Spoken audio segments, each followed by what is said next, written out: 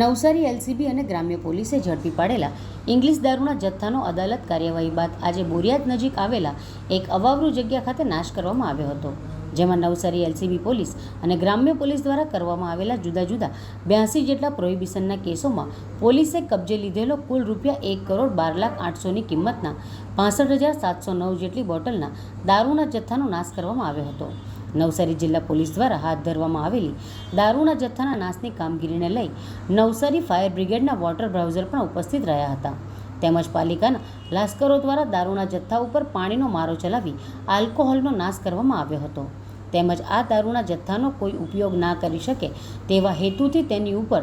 Road roller ફેરવી તમામ દારૂના જથ્થાનો કચ્ચરઘાણ કરી દેવામાં આવ્યો હતો. પ્રાંત અધિકારી જનમ ઠાકોરે આ અંગે જણાવ્યું હતું કે દારૂના નાશની કામગીરી દરમિયાન નીકળેલા પુઠ્ઠા તેમજ કાચ અને અન્ય ભંગારની ચીજવસ્તુઓ ભંગારના કોન્ટ્રાક્ટરને બોલાવી તેઓને આપવામાં આવશે, તેમજ સાફ સફાઈ કરી ફરી જમીનને યોગ્ય કરી દેવાશે.